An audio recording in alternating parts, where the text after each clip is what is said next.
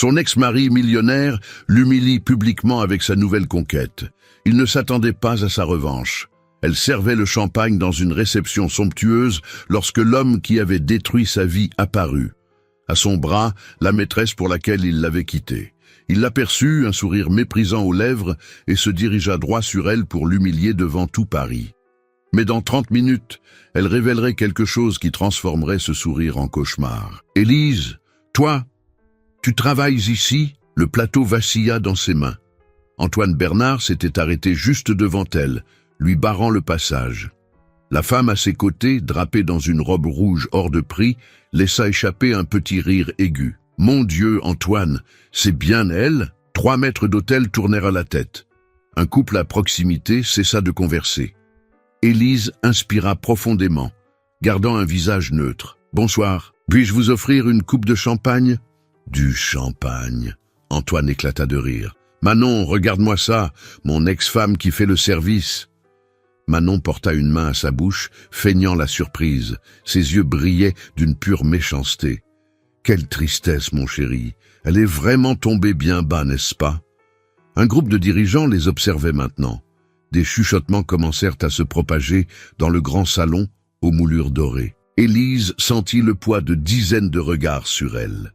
Antoine prit une flûte sur le plateau. Il examina le liquide ambré. « Tu sais, Élise, je t'avais prévenu.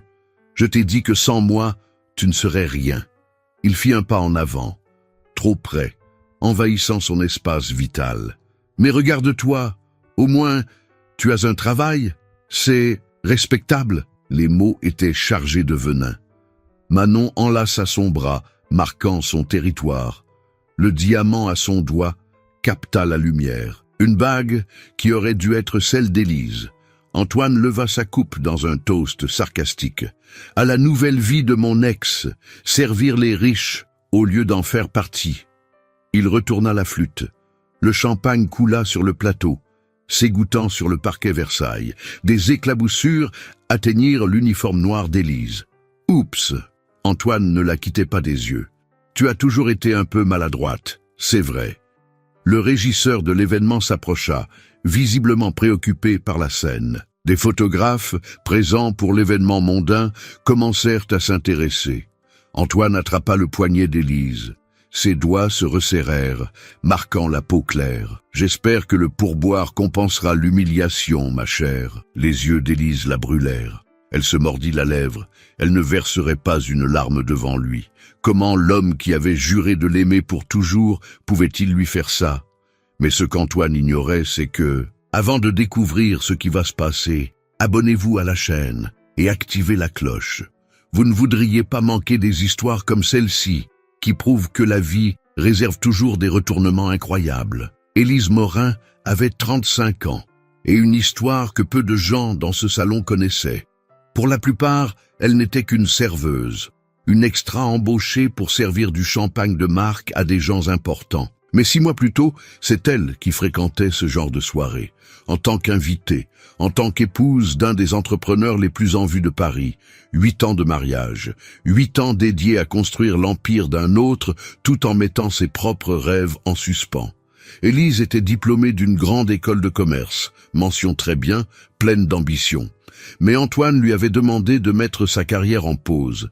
Il avait besoin de soutien, disait-il. Quelqu'un pour gérer leur magnifique appartement de l'avenue Foch, organiser les réceptions, entretenir le réseau. Être l'épouse parfaite qui ouvrirait les portes de son succès. Et elle avait accepté, par amour, parce qu'elle croyait qu'ils bâtissaient quelque chose ensemble. Élise possédait une force tranquille, le genre de force qui n'a pas besoin de crier pour être remarquée. Ses amis la décrivaient comme résiliente, intelligente, observatrice. Elle lisait les gens avec une facilité déconcertante, comprenait les dynamiques sociales, savait exactement quoi dire dans chaque situation. Ses compétences avaient fait d'Antoine un homme encore plus riche. Mais quand tout s'est effondré, ces mêmes compétences ont été ignorées par les tribunaux. Le divorce fut brutal. Antoine avait engagé les avocats les plus impitoyables du barreau de Paris. Ils ont prétendu qu'elle n'avait jamais contribué financièrement au mariage, que le patrimoine était le résultat exclusif de son travail à lui, Ils ont dépeint Élise comme une profiteuse qui vivait de l'argent de poche de son mari. Les juges, majoritairement des hommes d'un certain âge, ont été de leur côté. Elle est repartie avec presque rien. L'appartement, les voitures, les comptes en banque, tout est resté à Antoine. Élise a emménagé dans un studio de 20 mètres carrés dans le 15e arrondissement. Elle a vendu les quelques bijoux qu'elle avait, sauf un collier en argent avec un pendentif en forme d'encre qui avait appartenu à sa grand-mère. Cette femme avait élevé 3 enfants seule après être devenue veuve à 30 ans. Si elle avait réussi, Élise le pouvait aussi. Mais recommencer à 34 ans sans expérience professionnelle récente, sans réseau de soutien, fut dévastateur. Les amis du cercle social d'Antoine avaient disparu. Personne ne voulait se fâcher avec le millionnaire si bien connecté. Élise envoya des CV, passa des entretiens, mais le trou de 8 ans sur son CV effrayait les recruteurs. Alors, elle accepta des missions d'intérim. Événementiel, traiteur, accueil, n'importe quoi pour payer les factures pendant qu'elle étudiait, car Élise avait un plan. Elle s'était inscrite à un MBA exécutif, utilisant ses dernières économies. Elle suivait les cours le soir, après avoir travaillé toute la journée. Elle dormait 4-5 heures par nuit. Du café serré et une détermination de fer la tenaient debout. Ses camarades de promotion ne savaient rien de son histoire. Pour eux, elle n'était qu'Élise, l'étudiante dévouée qui obtenait toujours les meilleures notes.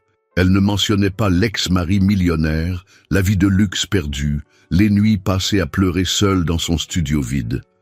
Élise portait des vulnérabilités profondes, la peur de ne jamais retrouver sa dignité, la honte d'être jugée pour accepter des petits boulots, la douleur de voir son ex vivre la grande vie pendant qu'elle luttait pour payer son loyer. Mais ces vulnérabilités l'avaient aussi renforcée. Chaque mission difficile, chaque client grossier, chaque regard de pitié lui rappelait pourquoi elle se battait. Elle ne voulait pas de vengeance. Elle voulait se prouver à elle-même qu'elle avait de la valeur, qu'elle pouvait se reconstruire, qu'Antoine avait tort. Et ce soir, dans cette réception précise, quelque chose en elle était sur le point de changer pour toujours. Ce qu'Élise voulait n'était pas compliqué. Elle ne rêvait ni d'hôtels particuliers, ni de voitures avec chauffeur, ni de vacances à Saint-Barth.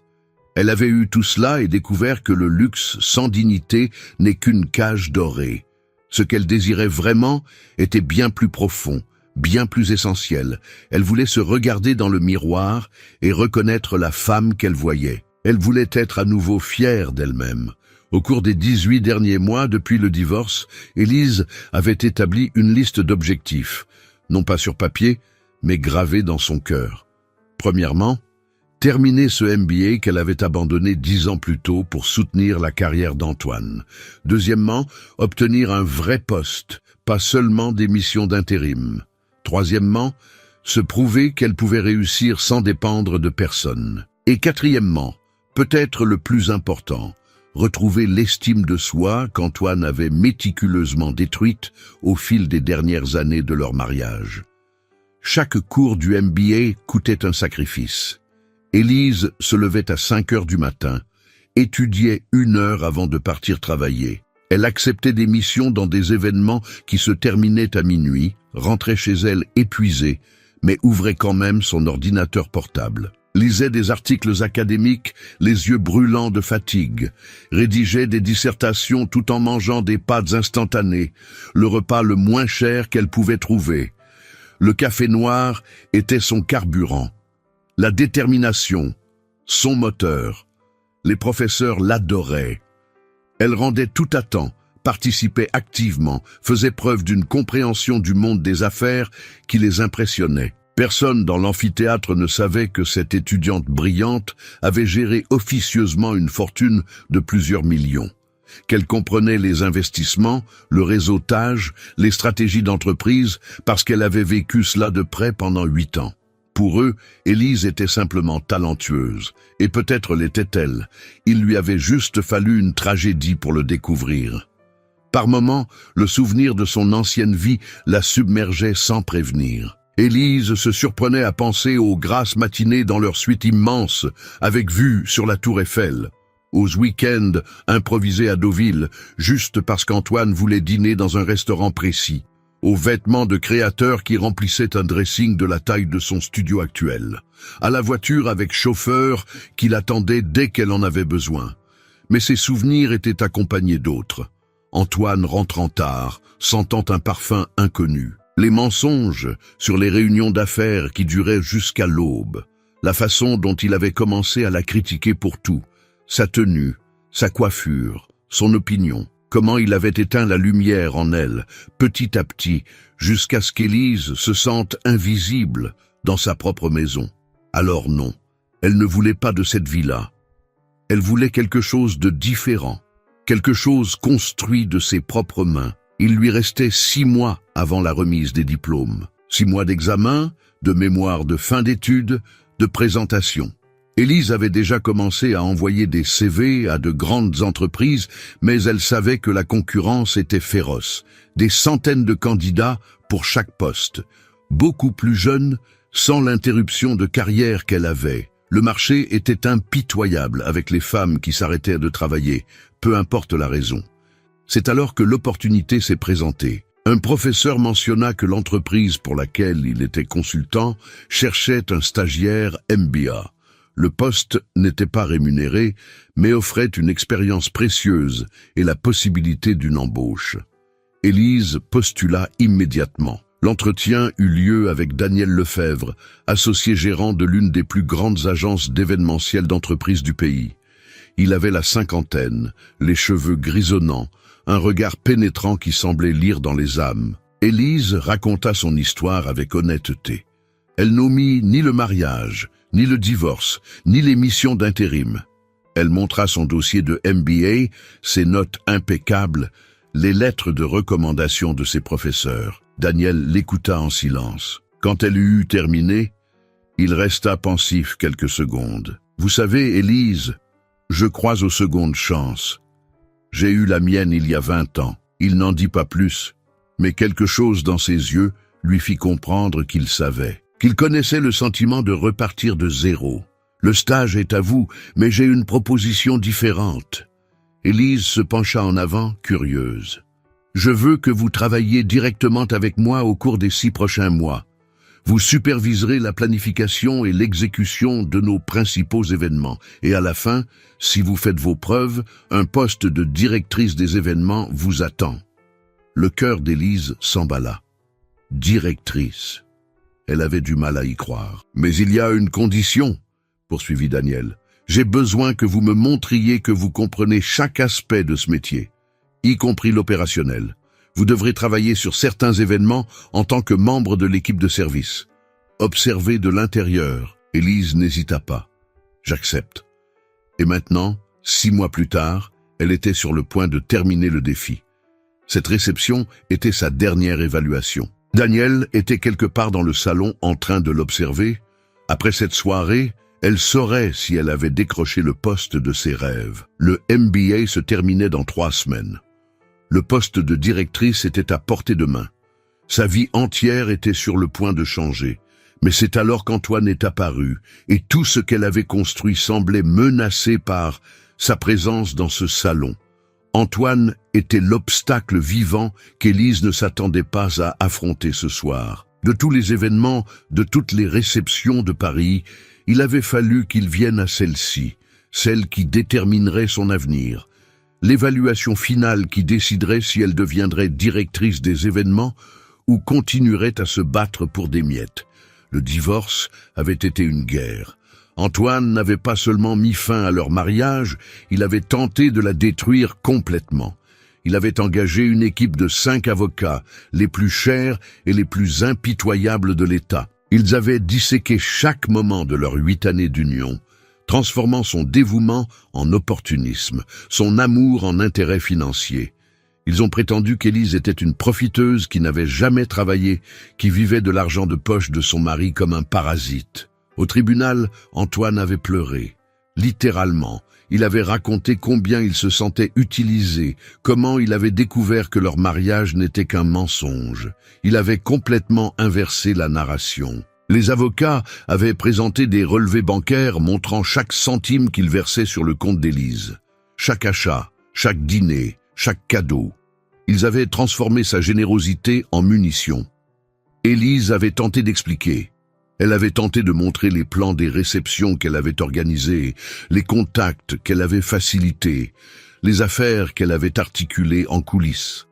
Mais elle n'avait pas de contrat, pas de salaire, pas de preuves documentaires. Son travail était invisible aux yeux de la loi, et la loi fut cruelle. Le juge, un homme de 60 ans avec 3 mariages à son actif, décida que le patrimoine appartenait exclusivement à Antoine. Élise reçut une prestation compensatoire ridicule, l'équivalent de 2 ans de l'argent de poche qu'elle recevait. 25 000 €. Cela semblait beaucoup pour quelqu'un qui n'avait jamais rien eu. Ce n'était rien pour celle qui avait aidé à bâtir un empire de 20 millions. Avec cet argent, elle paya 1 an de loyer d'avance, acheta des meubles de base, régla quelques dettes et s'inscrivit au MBA. En 6 mois, l'argent s'était évaporé et la vraie vie avait commencé. Mais le pire ne fut pas la perte financière. Ce fut le jugement social. Antoine avait répandu son venin dans tout leur réseau de contacts. Il avait raconté à leurs amis communs qu'elle était infidèle, qu'elle dépensait l'argent sans compter, qu'elle ne l'avait jamais vraiment aimé. Des mensonges enrobés d'un chagrin convaincant. Les gens l'avaient cru. Après tout, il était l'entrepreneur à succès, l'homme d'affaires respecté. Elle n'était que l'ex-femme. Les invitations à dîner cessèrent d'arriver. Les amis qu'Élise considérait comme proches disparurent. Les messages restaient sans réponse. Les appels tombaient directement sur la messagerie. L'isolement était suffocant. Élise découvrit que les amitiés de luxe sont fragiles comme du cristal. Quand vous tombez, personne ne veut être là pour voir l'impact. Et puis il y avait les obstacles internes, les démons qu'elle seule affrontait. La peur paralysante de croiser Antoine quelque part. La honte d'être vue faisant des petits boulots, servant des gens qu'il avait autrefois traités comme leur égal. Chaque fois qu'elle tendait un plateau, chaque fois qu'elle nettoyait une table, une voix intérieure murmurait « Tu as échoué ». Il avait raison. Élise luttait quotidiennement contre cette voix, contre la tentation d'abandonner, d'accepter un emploi alimentaire, de laisser tomber le MBA, contre l'envie d'appeler Antoine et d'implorer son aide, contre le doute corrosif qu'elle n'était peut-être vraiment pas capable de réussir seule. Il y avait des nuits où elle pleurait sous la douche, laissant l'eau chaude cacher ses larmes. Des nuits où elle regardait le plafond de son studio minuscule en se demandant si cela en valait la peine. Si la dignité importait quand on était épuisé, fauché, seul, l'orgueil était un autre obstacle. Élise en avait beaucoup. Quand des collègues de travail lui proposèrent de l'aide, elle refusait. Quand sa sœur essayait de lui prêter de l'argent, elle inventait des excuses. Elle acceptait de travailler jusqu'à l'épuisement, mais n'acceptait pas la charité. Cet orgueil la protégeait et l'emprisonnait à la fois. Et maintenant, lors de la soirée la plus importante de sa vie professionnelle, Antoine apparaissait. Avec sa maîtresse, avec ce sourire de supériorité, avec cette capacité diabolique à détruire sa concentration, à la faire se sentir petite, invisible, sans valeur. Daniel était en train d'observer, d'évaluer, de voir comment elle gérait la pression, les situations difficiles, les clients compliqués. Il ne savait pas que ce client était son ex-mari. Il ne savait pas que chaque mot d'Antoine rouvrait des blessures à peine cicatrisées. Élise devait garder son sang-froid. Elle devait agir avec professionnalisme. Elle devait prouver qu'elle était capable de gérer n'importe quelle situation sans s'effondrer. Mais Antoine n'allait pas lui faciliter la tâche. Il ne facilitait jamais rien.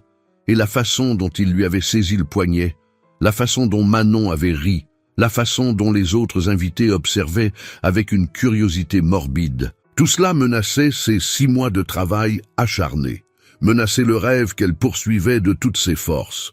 Et juste au moment où Élise pensait que rien ne pouvait être pire, alors qu'elle tentait de s'éclipser discrètement pour retrouver son calme, Antoine fit un pas en avant et dit quelque chose qui allait transformer la soirée en « Les amis, venez voir, vous n'allez jamais croire qui je viens de trouver !» La voix d'Antoine résonna dans le salon. Trop fort, intentionnellement. Élise sentit son sang se glacer. Il fit signe à un groupe de dirigeants qui discutaient près du bar.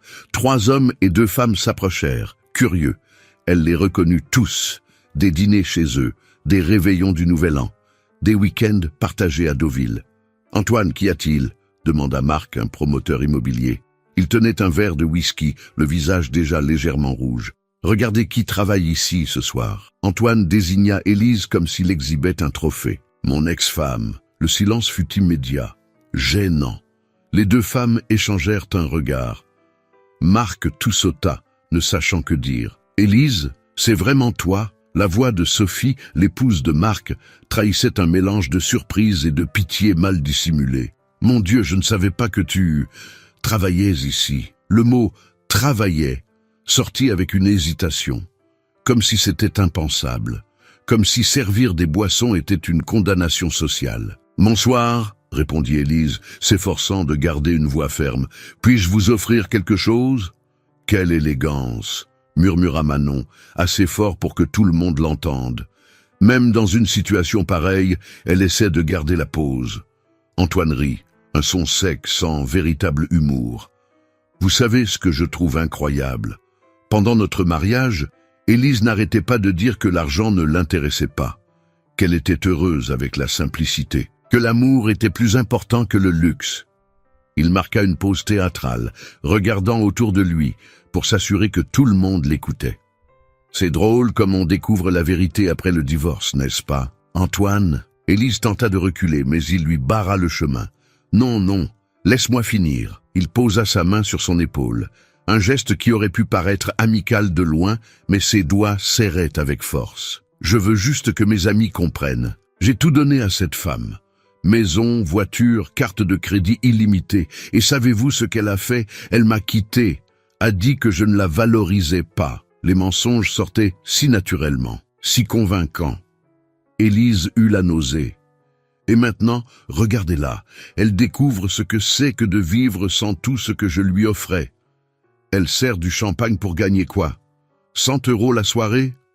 Manon laissa échapper un rire aigu, artificiel. Elle se blottit contre Antoine, s'enlaçant possessivement à son bras. « Chérie, ne sois pas cruelle. Peut-être qu'elle essaie de se trouver. » Le ton était d'une fausse compassion. Parfois, les gens ont besoin de toucher le fond pour comprendre ce qu'ils ont perdu.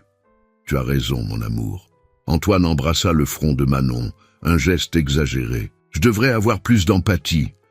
Après tout, ça ne doit pas être facile. » D'autres invités commencèrent à regarder. Un cercle se formait autour d'eux. Les chuchotements s'intensifiaient. Des téléphones portables étaient discrètement levés. Quelqu'un filmait. Élise sentit ses mains trembler. Le plateau oscilla. Une flûte faillit tomber. « Attention !»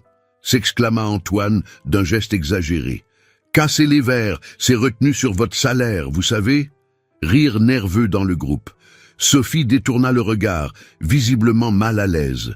Marc buvait son whisky en silence, n'osant pas intervenir. « Antoine, s'il te plaît, je travaille. » Élise tenta de garder sa dignité, mais sa voix sortit tremblante. « Tu travailles ?»« Oui, enfin. » Il prit une autre flûte de champagne sur son plateau, la leva comme pour un toast. « Santé à mon ex-femme qui, à 35 ans, découvre ce qu'est un travail honnête. Mieux vaut tard que jamais, n'est-ce pas, les amis ?» Certains invités levèrent leurs verres, gênés. D'autres observaient, immobiles. Manon fit un pas en avant. Elle était plus jeune, peut-être 28 ans.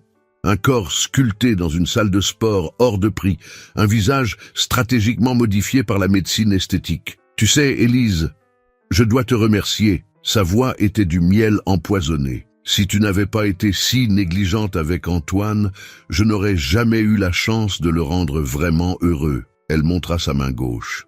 Un énorme diamant capta la lumière, plus gros que la bague de fiançailles qu'Élise avait reçue. « Nous nous marions dans 3 mois, en Toscane. Tu dois connaître, tu y es allé avec lui, non? Ah, mais bien sûr, tu as dû oublier. C'était il y a si longtemps, quand tu étais encore quelqu'un. » Les mots étaient des lames, chacun coupant plus profondément. Élise cligna rapidement des yeux, luttant contre les larmes qui insistaient pour se former. Antoine observait le tout avec une satisfaction morbide. Il se nourrissait de cela, du pouvoir d'humilier, de rabaisser, de détruire. Viens, Élise. Il lui prit le plateau des mains. Laisse-moi t'aider. Tu as l'air fatigué. Avant qu'elle ne puisse réagir, Antoine fit semblant de trébucher. Le plateau bascula. Le champagne se déversa sur l'uniforme d'Élise, tachant son chemisier blanc. Des flûtes tombèrent au sol, se brisant en 1000 morceaux. Oups! Il écarquilla les yeux de fausse surprise. Quel maladroit je fais! Mais ne t'en fais pas, ce n'est pas de ta faute. Tu as toujours été un peu gauche. Je me souviens du nombre de verres que tu cassais à la maison. Mensonge. Encore un. Élise n'avait jamais rien cassé, mais qui le contesterait? Le régisseur de l'événement arriva presque en courant. Un homme petit, en costume impeccable, le visage rouge d'inquiétude. Que s'est-il passé ici? Tout va bien? Oui, répondit Antoine avant qu'Élise ne puisse parler. Juste un petit accident. Mais ne vous inquiétez pas, je vais couvrir les frais. Il sortit son portefeuille de la poche intérieure de son blazer, lentement, théâtralement. Il l'ouvrit et prit quelques billets. Tenez, 200 €. Ça devrait couvrir les flûtes, non? Il tendit l'argent à Élise. Et gardez la monnaie, comme pour boire, pour le spectacle. Le régisseur regarda Antoine, puis Élise, confus, ne comprenant pas la dynamique. Élise regarda les billets, le sourire venimeux d'Antoine, les regards de pitié autour d'elle, Manon qui rayonnait pratiquement de satisfaction. Elle ne prit pas l'argent. « Ce n'est pas la peine, monsieur, je m'en occupe. »« Monsieur ?» Antoine rit. « Oh, que de formalités. Tu as oublié mon nom, Élise? Ou tu essaies juste de rester professionnel ?» Il lui fourra les billets dans la main. « Prends, tu en as plus besoin que moi. » Les larmes s'échappèrent enfin. Une coula sur sa joue, puis une autre. Élise les essuya rapidement, mais pas assez vite. « Ah, maintenant tu pleures !»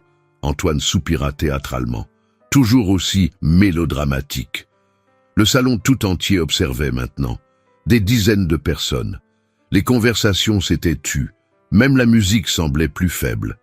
Et quelque part, entre les colonnes de marbre, un homme aux cheveux grisonnants observait tout. Le visage fermé, les yeux flamboyants. Et puis, il commença à marcher dans leur direction. Élise regarda les billets froissés dans sa main. 200 €. Assez pour payer une semaine de course. Insuffisant pour racheter sa dignité. Elle ferma les yeux une seconde, juste une seconde, pour tenter de contrôler le tourbillon qui explosait en elle. Les souvenirs affluèrent, sans prévenir, comme ils le faisaient toujours dans les pires moments. Elle se souvint de la première fois qu'elle avait vu Antoine. Une conférence à l'université sur l'entrepreneuriat. Il avait 28 ans, venait de lancer sa première entreprise. Il parlait avec passion de ses rêves, de bâtir quelque chose à partir de rien. Après la conférence, ils avaient discuté pendant 3 heures dans un café. Il l'avait interrogé sur ses projets, avait écouté avec une attention sincère, lui avait dit qu'elle ferait une administratrice incroyable. 3 mois plus tard, ils sortaient ensemble. 6 mois plus tard, il la demandait en mariage. Élise se souvenait parfaitement de ce jour. Un dîner simple dans son appartement, encore petit à l'époque. Antoine avait cuisiné, tenté un risotto et l'avait brûlé. Ils avaient tellement ri, et puis il s'était agenouillé avec une bague modeste et avait dit « Je veux bâtir un empire avec toi, pas pour toi, avec toi. » Quand le « avec » était-il devenu « pour » ? Quand était-elle devenue un accessoire plutôt qu'une partenaire ? Élise ouvrit les yeux. Le salon reprit forme. Les gens observaient toujours. Antoine arborait toujours ce sourire qu'elle ne reconnaissait plus. Manon brillait toujours de sa victoire superficielle. L'humiliation n'était pas seulement dans ses mots, elle était dans les regards alentour. Ce mélange de pitié et de supériorité. Elle était chez les gens qui faisaient semblant de ne pas voir, tournant la tête avec malaise. Elle était chez le régisseur de l'événement, qui voulait clairement qu'elle disparaisse avant de causer plus de problèmes. Elle était dans le champagne qui coulait sur son uniforme, froid contre sa peau, lui donnant l'impression d'être sale. Mais le pire, c'était la voix dans sa tête. Cette voix cruelle qui murmurait « Il a raison, tu n'es rien sans lui, regarde où tu en es, regarde ce que tu es devenu. » Élise avait combattu cette voix chaque jour des 18 derniers mois. Les jours où elle se levait trop tôt, trop fatiguée, trop découragée. Les jours où elle ouvrait le réfrigérateur pour n'y trouver que des restes. Les jours où elle passait devant leur ancien appartement et voyait Manon sortir de la voiture qui avait été la sienne. Elle pensait qu'elle était en train de gagner, qu'elle était plus forte, qu'elle s'était construit une armure contre la douleur. Mais Antoine savait exactement où appuyer. Il connaissait chaque fissure, chaque point faible. 8 ans de mariage lui avaient appris à lire ses insécurités comme une carte. Les larmes continuaient de couler, silencieuses maintenant. Élise n'essayait même plus de les essuyer. Quelle importance! Tout le monde avait déjà vu. Tout le monde avait déjà jugé. Avait déjà décidé qu'elle était la perdante de l'histoire. Sophie s'approcha, enfin, posant la main sur le bras d'Élise dans un geste qui se voulait réconfortant, mais semblait condescendant. « Élise, ma chère, si tu as besoin de quoi que ce soit, d'un coup de main, tu sais que tu peux compter sur moi, n'est-ce pas ?» La voix basse, presque un murmure, comme si offrir de l'aide était trop embarrassant pour être fait à voix haute. « Merci », murmura Élise. Mais toutes deux savaient que c'était un mensonge. Si elle appelait Sophie demain, l'appel resterait sans réponse. Antoine observait l'interaction avec amusement. Il adorait ça. Il adorait la voir vulnérable, brisée, petite. C'était sa vengeance pour le divorce qu'il avait lui-même provoqué. Sa vengeance pour le courage qu'elle avait eu de refuser la pension mensuelle qu'il lui avait offerte en échange de son silence. « Bon, je crois qu'on a fait assez de spectacles pour ce soir », annonça Antoine au groupe. « Manon, mon amour, on y va? J'ai des contacts importants à voir ici. Importants. » Élise ne serait plus jamais importante dans ce cercle social. Elle était clairement marquée. L'ex-femme ratée. Un avertissement pour les autres femmes. N'osez pas défier vos maris à succès. Ils commencèrent à s'éloigner. Le groupe se dispersa, clairement soulagé d'échapper à la situation inconfortable. Les conversations reprirent. La musique retrouva son volume normal. En quelques minutes, ce serait comme si rien ne s'était passé.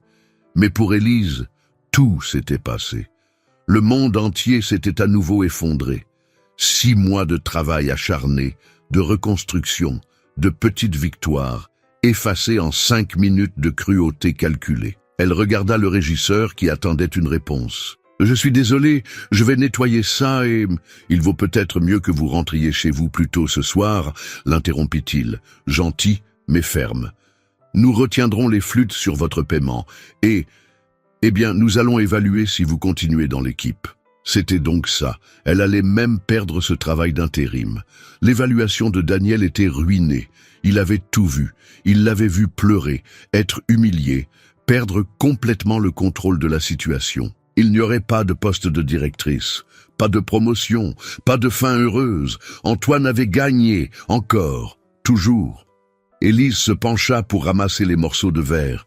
Ses mains tremblaient tellement qu'elle se coupa l'index. Le sang se mêla au champagne sur le parquet. Elle regarda la goutte rouge s'étendre, hypnotisant. Une pensée terrible lui traversa l'esprit. Ce serait plus simple d'abandonner, d'accepter que certaines batailles ne peuvent être gagnées, d'accepter la place qu'Antoine lui avait assignée.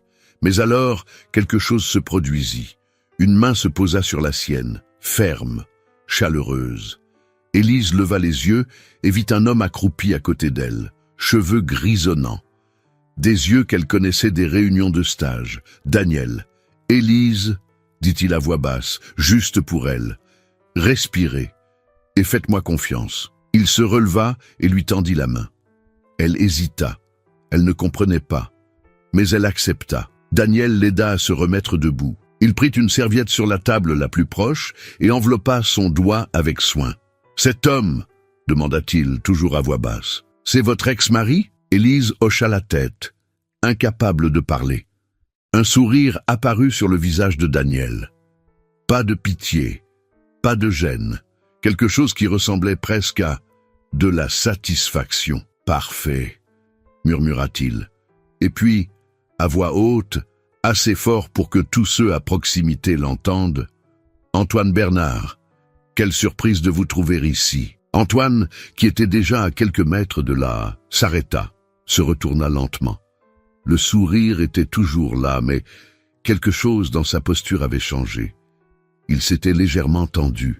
« Excusez-moi, nous nous connaissons ?» « Absolument. » Daniel se dirigea vers lui, dépassant Élise. « Daniel Lefebvre, associé gérant de Lefebvre & Associés. Je crois que votre entreprise est l'un de nos prestataires de services. » Le mot « prestataire » résonna étrangement, comme s'il portait un poids caché. Et à cet instant, Élise vit quelque chose qu'elle n'avait pas vu depuis longtemps. Elle vit Antoine froncer les sourcils. Elle vit l'incertitude traverser son visage.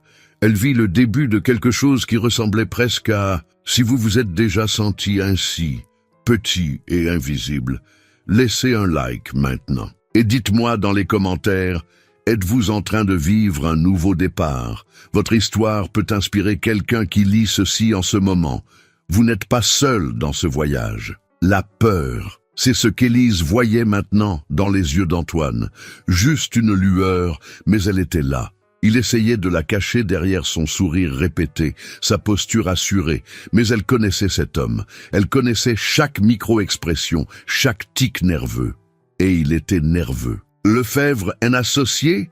répéta Antoine, la voix trop désinvolte. « Bien sûr, l'une des plus grandes agences d'événementiel du pays.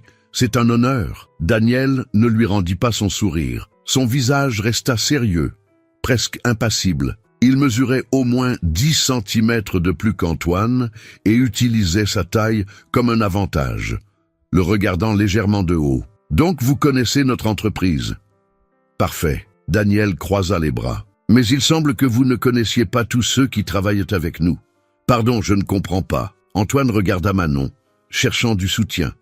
Elle se contenta de cligner des yeux, aussi confuse que lui. « Élise. » Daniel prononça le nom avec poids, avec respect.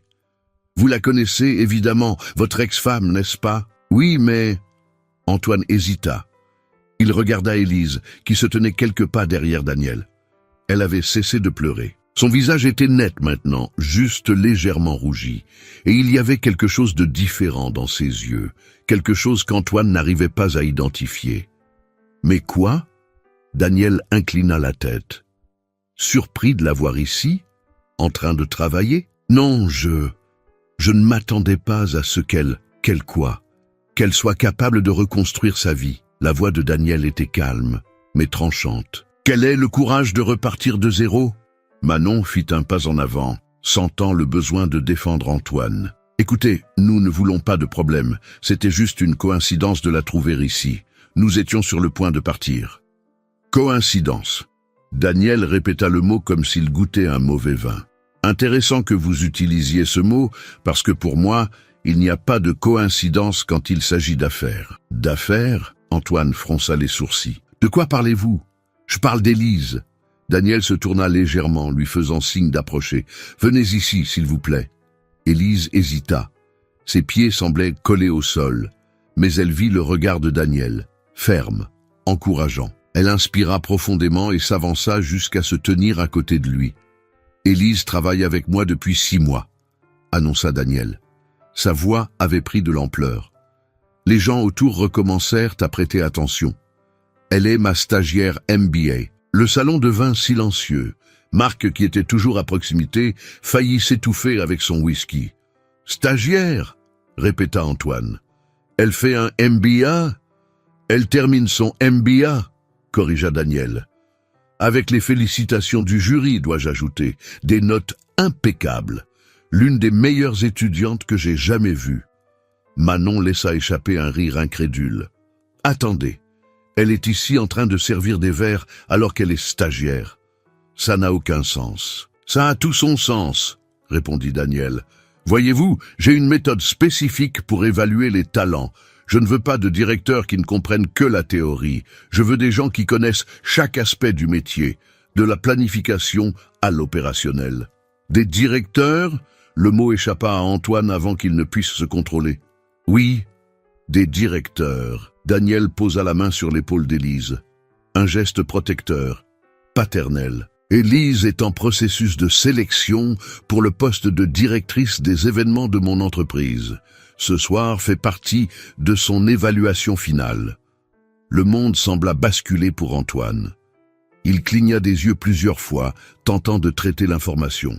Vous êtes en train de dire que elle n'est pas serveuse? C'est une professionnelle extrêmement compétente qui a accepté de travailler temporairement à divers postes pour comprendre pleinement les opérations de l'entreprise. Daniel marqua une pause. Ce qui, je dois le dire, fait preuve d'humilité et de dévouement. Des qualités rares chez les cadres aujourd'hui. Sophie s'approcha, les yeux écarquillés. « Élise, c'est vrai? Tu termines un MBA ?» Élise trouva enfin sa voix, encore tremblante mais présente. « Oui, un MBA exécutif en management d'événements et affaires. Je termine dans 3 semaines. Pourquoi tu n'as rien dit ?» Sophie semblait sincèrement confuse. « Quand on s'est croisés il y a quelques mois, tu m'as dit que tu te débrouillais. »« Parce que je me débrouillais, » répondit Élise. « Je travaille le jour, j'étudie la nuit, je fais ce qu'il faut. » Antoine secoua la tête, toujours en train de digérer. « Attendez, vous me dites que ces 6 derniers mois, pendant que je pensais qu'elle avait échoué ?» compléta Daniel. « C'est exactement ce que je dis. Vous avez sous-estimé votre ex-femme, Antoine, une erreur que beaucoup d'hommes commettent. Je n'ai rien sous-estimé, j'ai juste... » « Vous l'avez humiliée publiquement il y a 5 minutes, » l'interrompit Daniel. Sa voix s'était durcie. Devant des dizaines de personnes, vous lui avez renversé du champagne dessus, vous lui avez offert de l'argent comme si elle était... Quoi? Une mendiante? Antoine ouvrit la bouche.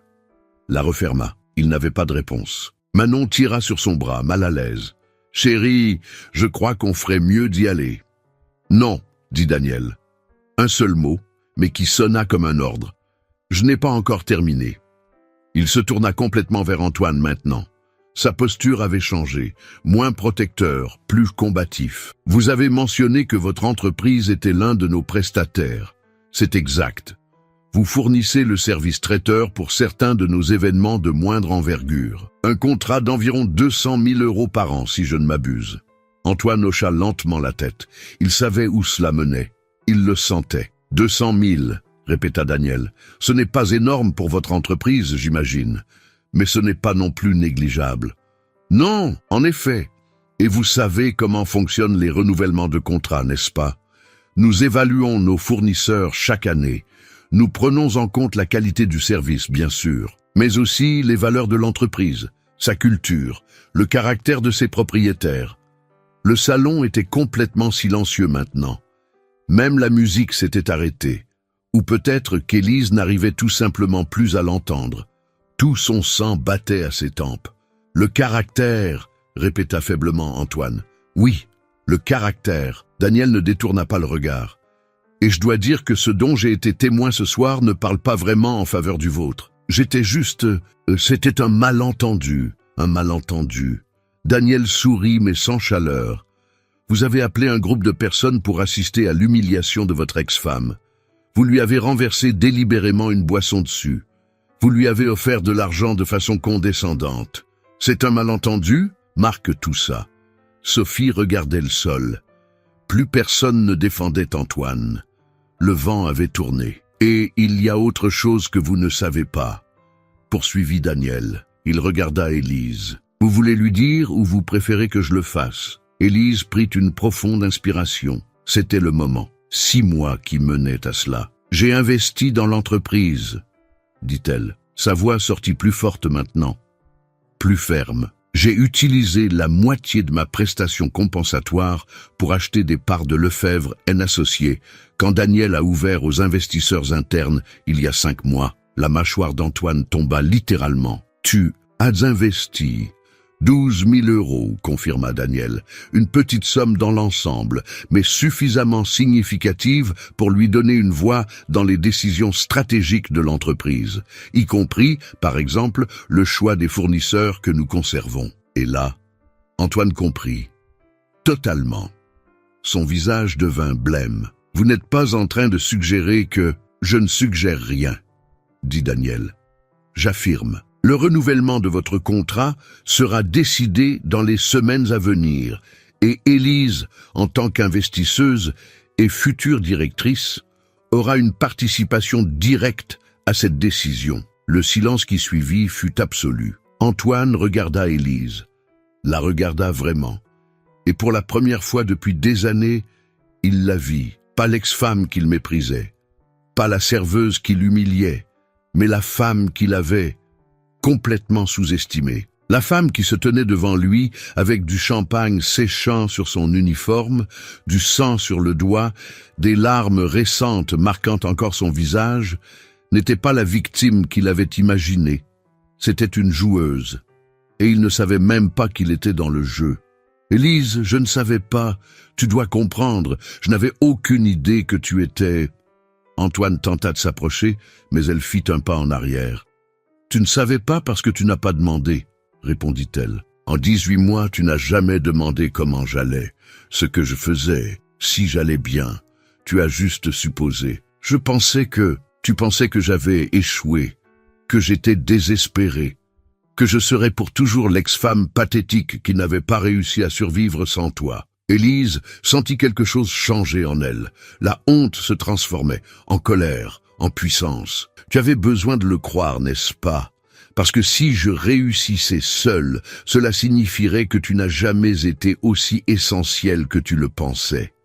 Manon lâcha le bras d'Antoine. Le geste fut subtil, mais tout le monde le remarqua. Elle le regardait maintenant avec quelque chose de différent dans les yeux. Du doute, peut-être, ou de la déception.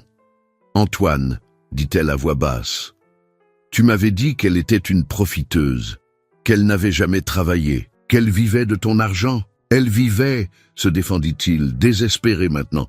Pendant 8 ans, elle n'a pas eu d'emploi. J'ai tout payé. Je gérais ta vie, corrigea Élise.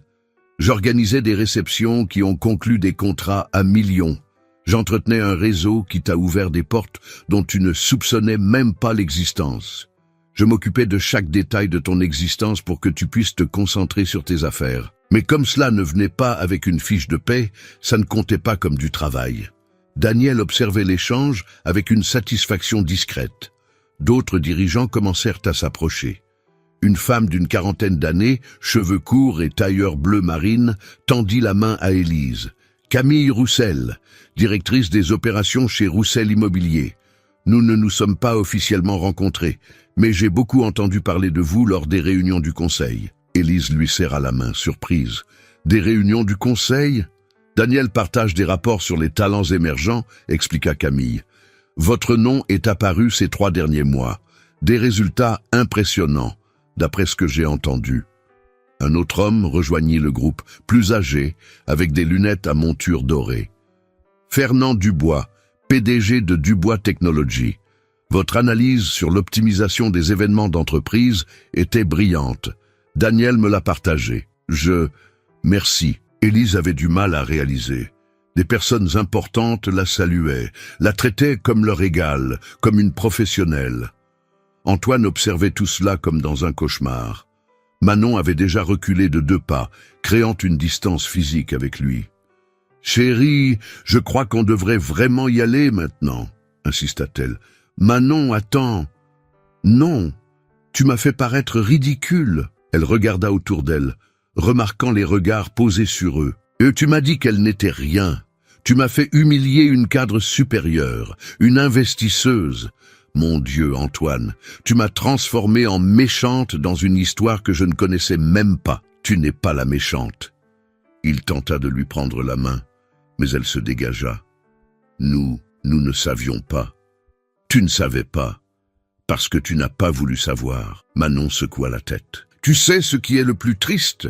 Tu lui as probablement fait la même chose pendant votre mariage, sous-estimé, rabaissé, ignoré. Et maintenant, tu me le fais à moi. » Elle se retourna et se dirigea vers la sortie. Le claquement de ses talons hauts résonna sur le marbre. Antoine resta là, seul maintenant, entouré de gens qui le regardaient avec un mélange de pitié et de mépris. Daniel se tourna vers Élise, baissant la voix. « Vous allez bien ?» Elle hocha la tête. Elle allait plus que bien. Elle était lucide, puissante, entière. « Vous savez, » continua Daniel toujours à voix basse, « quand vous m'avez parlé de votre mariage lors du premier entretien, du divorce, de la façon dont il vous a traité, j'ai vu quelque chose en lui que j'ai reconnu. » « Quoi donc ? » « La peur. Les hommes comme Antoine ont une peur bleue des femmes fortes. Alors, Ils font tout pour briser cette force. Ils vous convainquent que vous avez besoin d'eux. Et quand vous osez prouver que ce n'est pas le cas, ils essaient de vous détruire. Élise regarda son ex-mari. Il était toujours là, à quelques mètres, l'air perdu. Il a failli réussir, admit-elle. Il y a eu des moments où j'ai vraiment cru que je n'étais rien sans lui. Mais vous n'y avez pas cru au point d'abandonner. Et c'est ce qui fait toute la différence. Daniel sourit. Vous savez combien de personnes j'ai reçues en entretien pour ce poste? 43. Toutes avec des CV impeccables, mais aucune avec votre hargne, votre résilience. Alors le poste, il était à vous depuis 3 mois. J'attendais juste que vous terminiez le MBA et que vous vous prouviez à vous-même que vous le méritiez. Il marqua une pause. Et ce test d'aujourd'hui, ce n'était pas pour voir si vous teniez la pression face à des clients difficiles. C'était pour voir si vous supporteriez de le rencontrer sans vous effondrer complètement. Élise écarquilla les yeux. Vous saviez qu'il viendrait? Je m'en doutais, il est notre client indirect. Il apparaît de temps en temps dans les événements du secteur. Daniel haussa les épaules. Je me suis dit que si ça arrivait, ce serait un bon test final, et vous l'avez réussi. J'ai pleuré, j'ai perdu le contrôle, je l'ai laissé m'humilier. Vous êtes humaine, vous avez ressenti, mais vous n'avez pas fui, vous n'avez pas abandonné. Vous êtes resté debout, même brisé. Daniel lui reposa la main sur l'épaule. Le leadership, ce n'est pas de ne jamais tomber, c'est de se relever à chaque fois. D'autres dirigeants continuaient de s'approcher, se présentant, offrant leur carte de visite, félicitant Élise pour son parcours. C'était surréaliste. 1 heure plus tôt, elle servait des boissons. Maintenant, elle réseautait d'égal à égal. Antoine regardait tout de loin, immobile. Son expression était celle de quelqu'un qui venait de comprendre qu'il avait perdu quelque chose de précieux et ne réalisait sa valeur que trop tard. Marc, qui était resté silencieux pendant toute la scène, s'approcha enfin d'Antoine. « Mec, tu as vraiment tout gâché. »« Je ne savais pas », répéta Antoine pour la 10e fois. Il ne s'agissait pas de savoir, il s'agissait de la façon dont tu l'as traitée. Marc secoua la tête. Même si elle n'avait été qu'une serveuse, tu n'avais pas le droit de l'humilier comme ça, mais découvrir qu'elle est cadre, investisseuse. Mon vieux, tu n'as pas idée du trou que tu viens de creuser. Le contrat, oublie le contrat. C'est le cadet de tes soucis. Marc donna une tape lourde sur l'épaule d'Antoine. Bonne chance, tu vas en avoir besoin. Et il s'éloigna aussi, laissant Antoine seul dans un salon bondé. Élise vit tout. Elle ressentit une pointe de quelque chose. Ce n'était pas la satisfaction de la vengeance, ni la joie de sa souffrance. C'était juste un point final, la fin d'un cycle, la confirmation qu'elle avait fait le bon choix en se reconstruisant seule. Daniel se tourna vers elle avec un sourire. « Prête pour la prochaine étape? Quelle étape? Vous allez faire un discours dans 10 minutes, en tant que nouvelle directrice des événements. Officiellement. » Le cœur d'Élise s'emballa. Mais cette fois, ce n'était pas de peur, c'était d'anticipation. Élise sentit chaque cellule de son corps s'éveiller. 10 minutes. Dans 10 minutes, elle monterait sur cette estrade, non pas comme serveuse, non pas comme stagiaire, mais comme directrice des événements de l'une des agences les plus respectées du pays. « J'ai besoin de me changer ?» Élise regarda son uniforme taché de champagne. Pas vraiment la tenue idéale pour un discours. Daniel sourit. « J'y ai déjà pensé. Venez avec moi. » Il la guida vers une pièce latérale, réservée au personnel. À l'intérieur, il y avait un sac d'une boutique de luxe. J'ai demandé à mon assistante de préparer quelques options plus tôt. Choisissez. Élise ouvrit le sac et trouva 3 ensembles.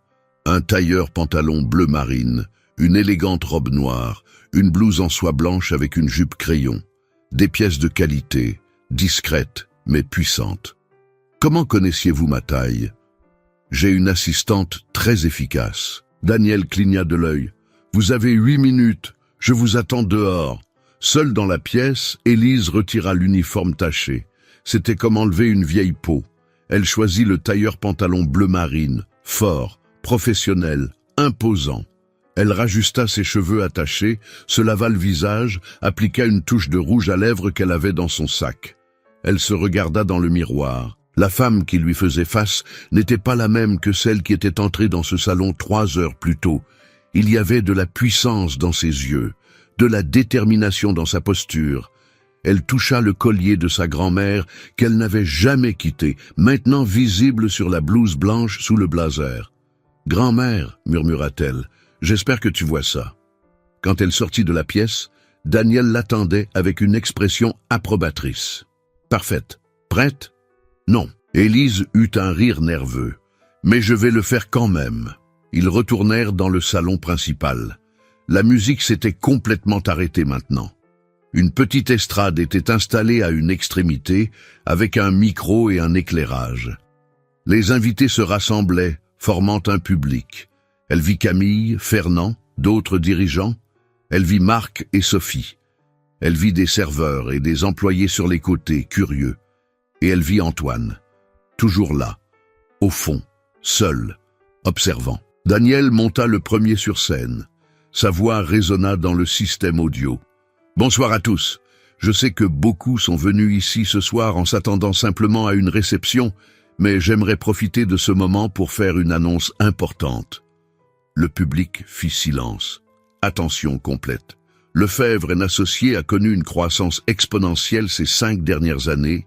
Nouveaux contrats, nouveaux marchés, nouveaux défis. Et pour poursuivre cette expansion, nous avons besoin de leaders qui comprennent non seulement la théorie, mais aussi la pratique.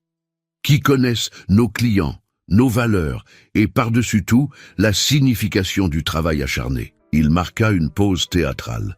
C'est avec un immense plaisir que je vous présente notre nouvelle directrice des événements, Élise Morin. Les applaudissements éclatèrent, genuins, enthousiastes. Élise monta les 3 marches de l'estrade, les jambes en coton mais qui ne flanchèrent pas. Daniel lui tendit le micro et descendit, la laissant seule sous les projecteurs. 200 paires d'yeux fixés sur elle. Élise saisit le micro, respira profondément et commença. « Bonsoir », sa voix sortit claire, ferme. « Je sais que beaucoup d'entre vous m'ont vu ce soir servir du champagne et se sont peut-être demandé comment on passe de serveuse à directrice en quelques secondes. » Léger rire dans l'assemblée, elle sourit. « La vérité, c'est que ça n'a pas pris quelques secondes. Ça a pris 18 mois. 18 mois depuis que ma vie s'est complètement effondrée, depuis que j'ai perdu tout ce qui, je le croyais, me définissait. Mon mariage, ma maison, mon statut social, ma sécurité financière. » Le silence dans le salon était absolu. On aurait pu entendre une mouche voler. J'aurais pu abandonner. Croyez-moi, j'y ai pensé. Il y a eu des nuits où j'ai regardé le plafond de mon studio minuscule en me demandant si cela valait la peine de continuer à se battre, s'il serait plus facile d'accepter la défaite. Elle vit quelques personnes hocher la tête. Reconnaissance, empathie.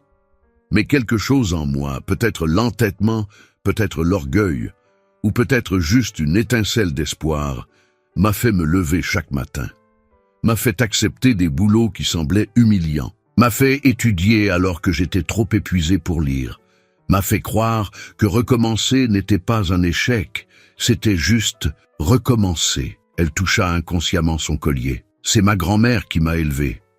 Elle est devenue veuve à 30 ans, avec 3 jeunes enfants et aucun diplôme. Elle a fait des ménages, lavé du linge, vendu de la nourriture dans la rue.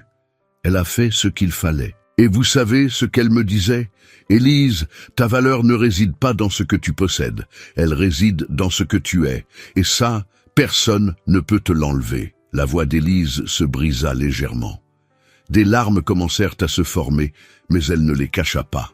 Pendant des années, j'ai défini ma valeur par le mariage que j'avais, la maison où je vivais, le nom que je portais. Et quand tout cela m'a été retiré, j'ai cru qu'il ne restait rien. Mais j'avais tort. Elle regarda droit devant elle, balayant les visages du public. Il restait tout. Il restait mon intelligence, mon dévouement, ma capacité à apprendre, à m'adapter, à grandir. Ces choses avaient toujours été là. Je ne pouvais simplement pas les voir parce que je regardais au mauvais endroit. Des applaudissements commencèrent, mais elle leva la main, demandant à continuer. Daniel m'a donné une opportunité quand personne d'autre ne l'aurait fait. Il a vu du potentiel là où d'autres ne voyaient qu'un CV à trous. Et il m'a mis au défi. m'a fait travailler plus dur que je n'avais jamais travaillé, m'a mise dans des situations inconfortables, comme aujourd'hui, pour tester si j'étais aussi résiliente que je le prétendais. Elle regarda Daniel dans le public. Il sourit, fier. Et vous savez ce que j'ai découvert? Je le suis. Je suis résiliente. Je suis capable. Je suis forte. Non pas parce que je ne tombe jamais, mais parce que je me relève toujours. Les larmes coulaient librement maintenant. Mais ce n'étaient pas des larmes de honte ou de douleur.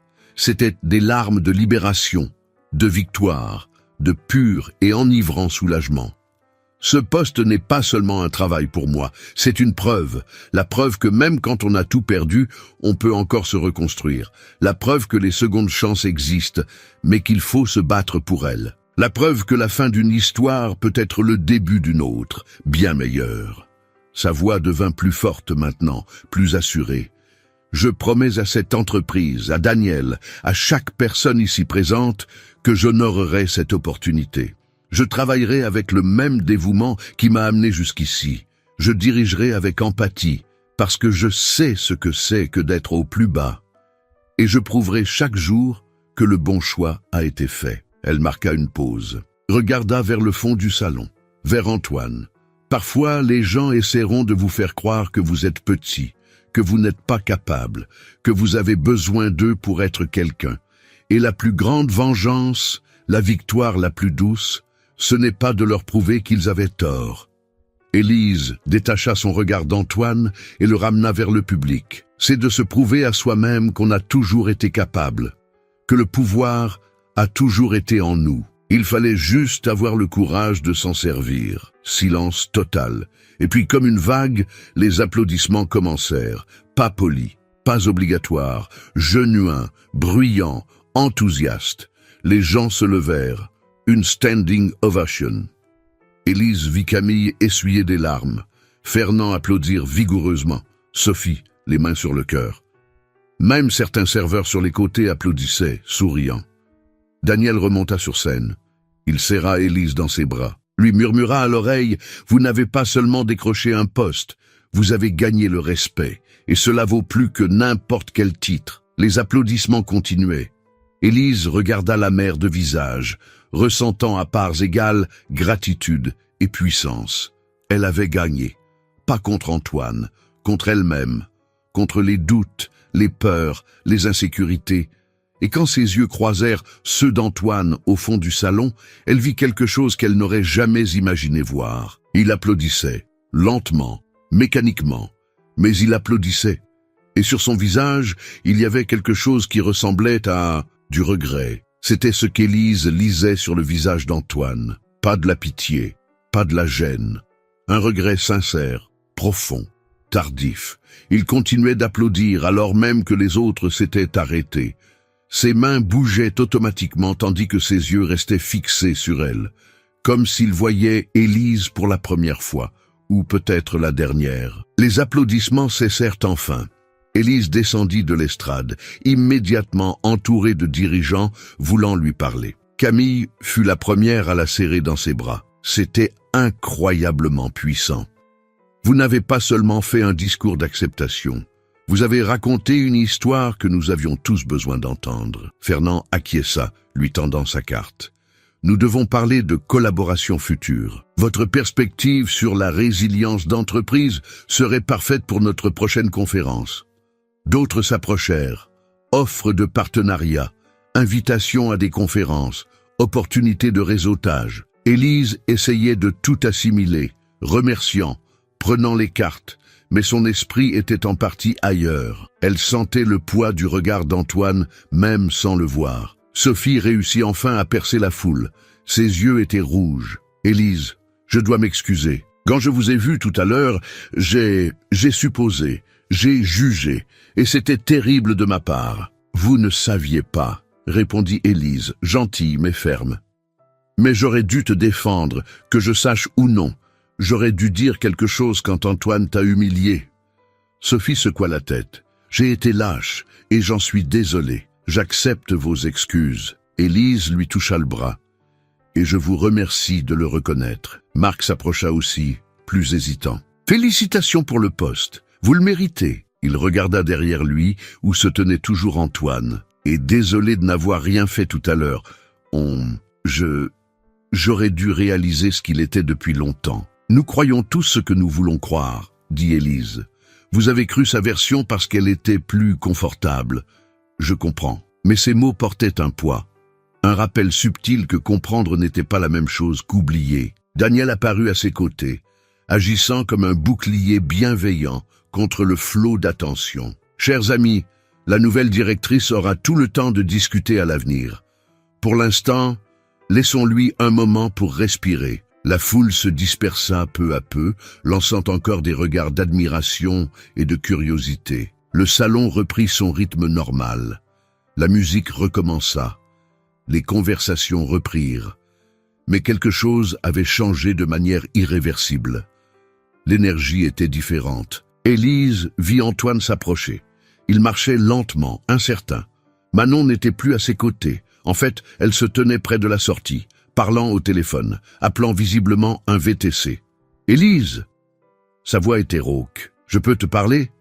1 minute, s'il te plaît. » Elle regarda Daniel, qui hocha discrètement la tête. « Je serai juste là si vous avez besoin. » Élise acquiesça et s'éloigna avec Antoine vers une zone plus calme, près des hautes fenêtres donnant sur la ville lumière. Ils restèrent silencieux quelques secondes.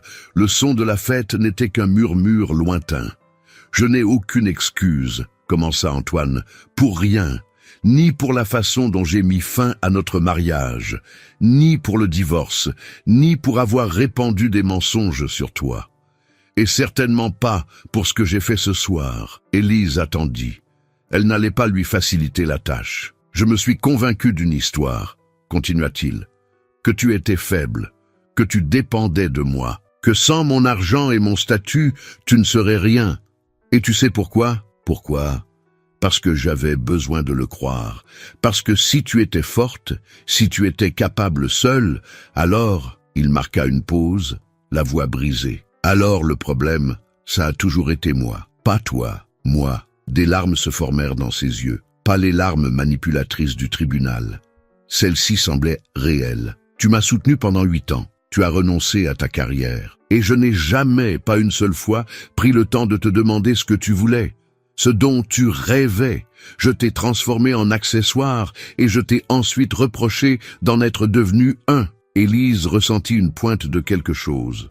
Pas de la satisfaction, juste de la tristesse. Pour le temps perdu, pour les années passées avec quelqu'un qui ne pouvait pas la voir. Pendant le divorce, mes avocats m'ont dit de te peindre comme la méchante. Et je l'ai fait. J'ai répandu des mensonges parce qu'une partie de moi y croyait, avait besoin d'y croire, parce qu'accepter la vérité aurait signifié accepter que j'avais détruit la personne qui m'avait le plus aimé. Aimé, corrigea doucement Élise. Qui t'aimait, au passé, je sais. Il essuya ses larmes. Et je ne demande pas pardon en espérant que tu reviennes. Je ne demande pas une seconde chance. Je le demande parce que tu mérites de l'entendre. Tu as toujours mérité le respect, et je ne te l'ai jamais donné. Élise regarda par la fenêtre. La ville s'étendait à l'infini, les lumières scintillant comme des étoiles terrestres. Chaque lumière était une histoire, une vie, un nouveau départ. Tu sais ce qui est drôle, Antoine ? Pendant des mois, j'ai imaginé ce moment. J'ai imaginé te rencontrer et te montrer que j'avais gagné, que ta prédiction sur mon échec était fausse. Je voulais voir le regret sur ton visage. Elle se tourna vers lui. Mais maintenant que je le vois, je ne ressens pas ce que je pensais ressentir. Je ne ressens pas de vengeance. Je ne ressens pas de victoire sur toi. Je ressens juste la paix. Parce que j'ai enfin compris que ma victoire n'a jamais eu pour but de te prouver quelque chose. Elle avait pour but de me prouver quelque chose à moi-même. « Tu es extraordinaire, » dit Antoine. « Tu l'as toujours été.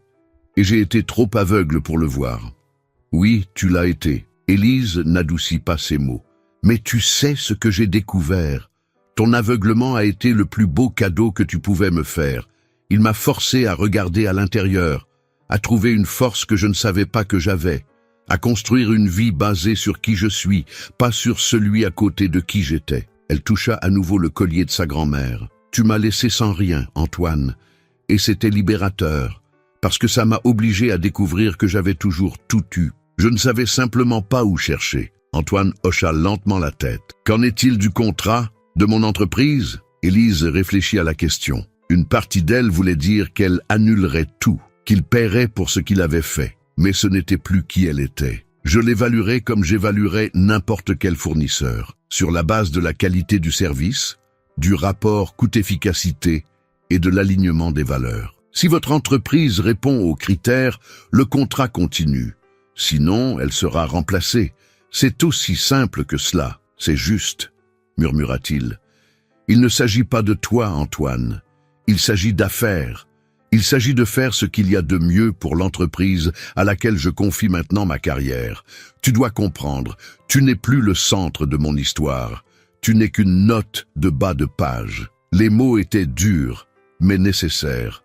Antoine avait besoin de les entendre, de comprendre que sa vie continuerait avec ou sans lui à quelque titre que ce soit. « Je te souhaite d'être heureux », dit-il finalement. « Vraiment, tu mérites ce qu'il y a de meilleur. Je sais que je le mérite. Et je vais l'obtenir. » Élise lui tendit la main, un geste de clôture. « Bonne chance, Antoine. J'espère que tu tireras des leçons de tout cela, que tu traiteras la prochaine personne mieux que tu ne m'as traité. » Il lui serra la main. Une poignée brève, formelle. Et puis il s'éloigna, se dirigeant vers la sortie où Manon n'était déjà plus. Elle était partie sans lui, il repartirait seul, comme il le méritait. Élise le regarda partir. Elle sentit le poids de 8 années, de 18 mois de lutte et d'une soirée transformatrice se déposer enfin. Le chapitre était clos, scellé, archivé. Elle se retourna et vit Daniel, Camille, Fernand et d'autres qui attendaient, souriant, lui faisant signe de les rejoindre. Des gens qui la voyaient, qui la respectaient, qui croyaient en elle. Élise se dirigea vers son avenir, et pour la première fois depuis des années, elle ne regarda pas en arrière. Il y a des vérités que la société préfère ignorer, des vérités dérangeantes qui défient les récits confortables. En voici une, ne sous-estimez jamais quelqu'un en vous basant sur sa situation actuelle. Parce que vous ne connaissez pas toute l'histoire. Vous ne savez pas d'où cette personne vient, où elle va, ni quelle bataille elle mène en silence. Élise aurait pu n'être qu'une serveuse, et même si elle n'avait été que cela, juste une professionnelle travaillant honnêtement pour gagner sa vie, elle aurait mérité le respect. La dignité ne vient pas des titres, des salaires ou du statut. Elle vient du caractère, de la façon dont vous traitez les gens quand vous n'y gagnez rien, de la façon dont vous agissez quand personne ne regarde pour applaudir. Antoine a commis l'erreur que des millions de personnes commettent chaque jour. Il a jugé la valeur humaine à l'aune de la position sociale. Il a confondu la richesse matérielle avec la richesse d'esprit. Il a cru que le pouvoir financier signifiait le pouvoir réel. Et il a payé le prix de cette arrogance, non pas en argent, mais avec quelque chose de plus précieux, le respect de soi et le respect des autres. L'histoire d'Élise enseigne quelque chose de fondamental sur la résilience. Il ne s'agit pas de ne jamais tomber. Tout le monde tombe. La vie s'en assure. Il s'agit de ce que vous faites lorsque vous êtes à terre. Restez-vous là à vous morfondre dans la défaite? Ou vous relevez-vous nettoyant vos blessures pour faire le pas suivant? Élise a choisi de se relever. Pas une fois, mais chaque jour pendant 18 mois. Chaque matin était un choix. Abandonner ou persister. Et elle a choisi de persister. Mais cette persévérance n'a pas été sans coup. Il y a eu des nuits de larmes, des jours de doute paralysants, des moments où abandonner semblait non seulement plus facile, mais plus sensé. La résilience n'est pas l'absence de douleur. C'est continuer malgré la douleur. C'est transformer chaque rejet en carburant, chaque humiliation en détermination, chaque larme en force liquide qui durcit en séchant. La véritable humilité émerge également de cette histoire. Pas la fausse humilité de ceux qui se font petits pour paraître modestes, mais l'humilité réelle d'accepter que vous puissiez avoir besoin de commencer par le bas pour atteindre le sommet. Qu'aucun travail n'est dégradant lorsqu'il est fait avec honnêteté. Que servir ne diminue pas qui vous êtes, il le révèle. Élise a servi du champagne avec la même dignité qu'elle a ensuite commandé une scène. Parce qu'elle avait compris quelque chose d'essentiel. Sa valeur n'était pas dans l'uniforme, elle était en elle. Et qu'en est-il des secondes chances? Elles existent, mais elles sont soumises à une condition non négociable. Vous devez vous battre pour elles.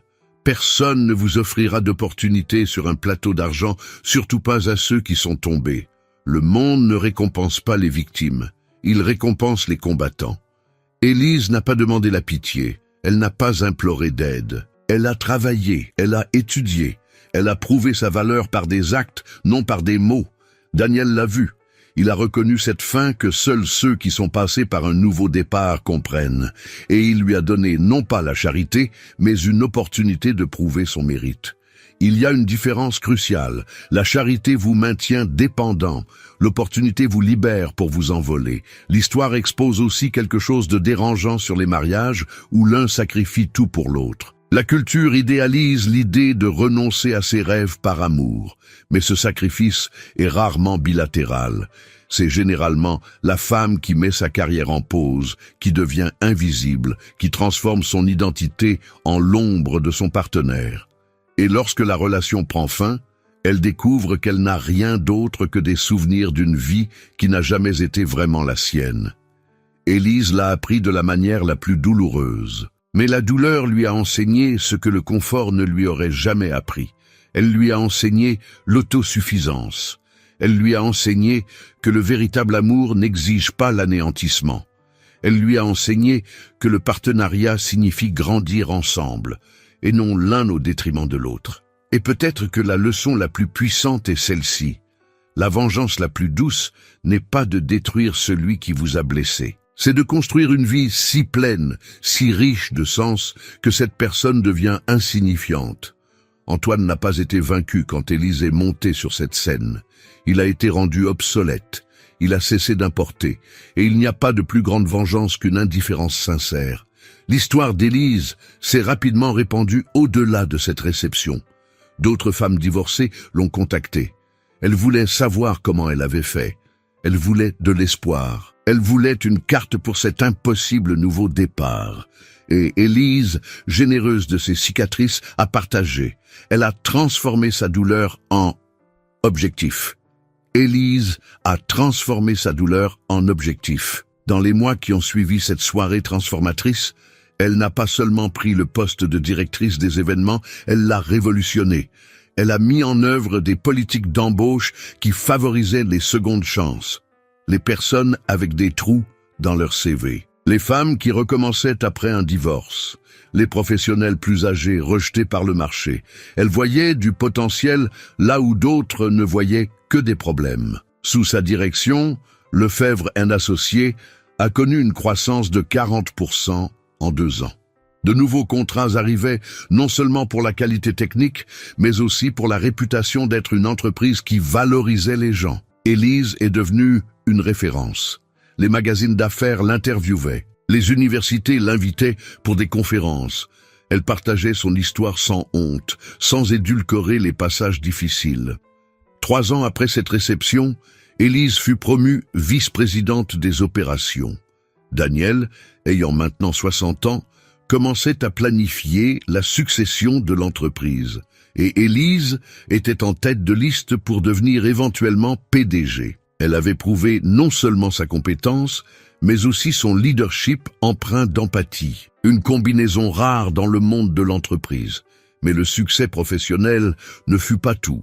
Élise retrouva l'amour. Elle ne l'avait pas cherché, mais lors d'une conférence à Lyon, elle rencontra André, un architecte de 42 ans qui avait aussi une histoire de nouveau départ. Il avait perdu sa femme d'un cancer 5 ans plus tôt et élevait seul 2 enfants. Ils se sont connectés à travers leur douleur partagée, leur résilience mutuelle. Leur relation fut différente dès le début. Il n'y avait pas de jeu de pouvoir, pas de sacrifices unilatéraux. C'étaient 2 êtres complets choisissant de marcher ensemble, pas 2 moitiés désespérées essayant de n'en former qu'une. Élise conserva sa carrière. André conserva la sienne. Et ils construisirent quelque chose d'équilibré, de sain, de réel. Et le programme de bourse qu'Élise avait créé, il transforma des vies. Chaque année, Lefebvre et associés offraient 5 bourses complètes de MBA destinées aux femmes, recommençant après des crises personnelles. Divorce, veuvage, sortie d'addiction, toute situation ayant interrompu une carrière. Des centaines de candidatures affluaient. Chaque histoire était un miroir du propre parcours d'Élise. Antoine, sa trajectoire fut inverse. Son entreprise ne fit pas faillite, mais stagna. Le contrat avec Lefebvre et Associés fut annulé après une évaluation révélant une qualité inférieure aux normes. D'autres contrats ne furent pas renouvelés non plus. Sa réputation, entachée par l'histoire qui s'était répandue cette nuit-là, affecta ses affaires. Les clients préféraient travailler avec des entreprises dont les dirigeants faisaient preuve de caractère. Manon le quitta 3 mois après la réception. Elle réalisa ce qu'Élise savait déjà.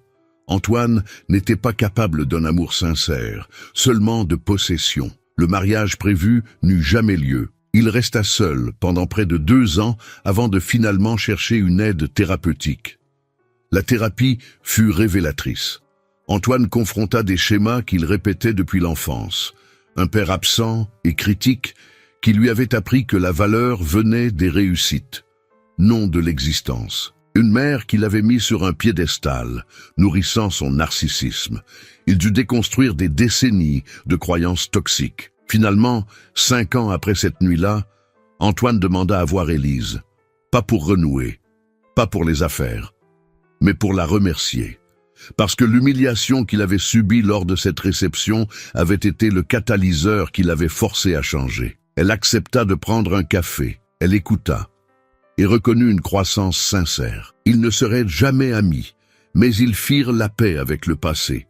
Daniel resta son mentor, pas seulement celui d'Élise, mais celui de dizaines de professionnels sous-estimés. Il prit sa retraite à 65 ans, laissant l'entreprise entre les mains compétentes d'Élise.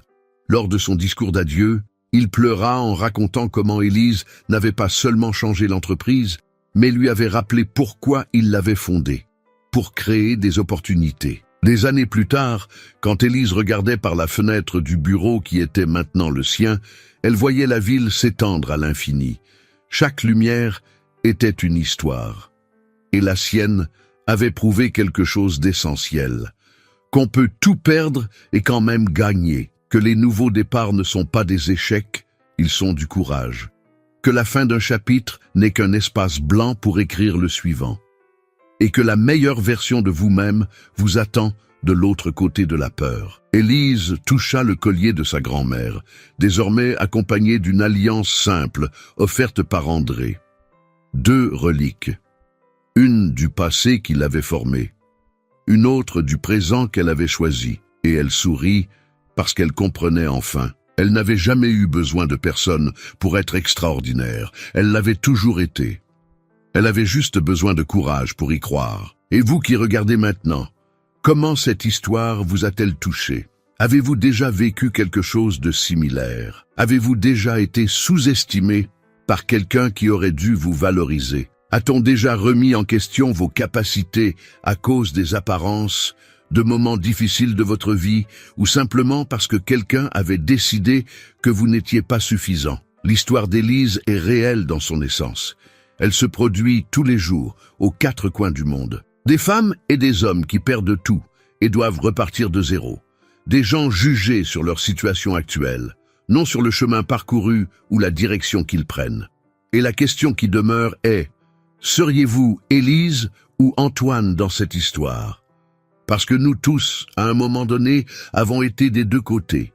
Nous avons été sous-estimés, mais nous avons aussi sous-estimé quelqu'un. Nous avons regardé une personne en position apparemment inférieure et avons porté des jugements instantanés. C'est humain. Mais c'est aussi quelque chose que nous pouvons changer. Si cette histoire vous a inspiré, si vous avez soutenu Élise, si vous avez ressenti de la colère envers Antoine, si vous avez pleuré lors des victoires et des défaites, j'ai besoin que vous fassiez quelque chose pour moi. Laissez dans les commentaires. Ne sous-estimez jamais personne. C'est simple, mais c'est un rappel puissant. Et quand vous écrirez cela, Pensez à quelqu'un que vous avez peut-être sous-estimé, ou à vous-même, si c'est vous qui traversez un nouveau départ difficile. Taguez cet ami qui divorce et qui a besoin d'entendre que tout ira bien. Taguez cet ami qui a perdu son emploi et qui se reconstruit. Taguez la femme forte de votre vie qui mérite de savoir qu'elle est extraordinaire. Partagez cette histoire parce que quelqu'un dans votre vie en a besoin aujourd'hui. Et racontez-moi, quel a été votre moment de bascule? Ce moment où tout semblait perdu, mais où vous avez décidé de vous battre? Où vivez-vous ce moment actuellement? Écrivez-le dans les commentaires. Votre histoire peut inspirer une autre personne qui lit, cherchant la force de faire le pas suivant. Si vous êtes resté jusqu'ici, jusqu'à la fin de ce voyage avec Élise, laissez votre like. Cela me montre que des histoires comme celle-ci comptent, que vous voulez plus de contenu sur le dépassement de soi, la résilience, les secondes chances. Et abonnez-vous à la chaîne, activez la cloche, car chaque semaine, j'apporte des histoires vraies qui vont toucher votre cœur et vous faire croire qu'il est toujours possible de recommencer. Rappelez-vous toujours, votre valeur ne diminue pas à cause de l'opinion de ceux qui ne vous valorisent pas. Vous n'avez besoin de personne pour être extraordinaire. La force a toujours été en vous. Il fallait juste avoir le courage de s'en servir. La meilleure vengeance, c'est le succès construit avec dignité. À la prochaine histoire émouvante. Et n'oubliez pas, ne sous-estimez jamais personne, surtout pas vous-même.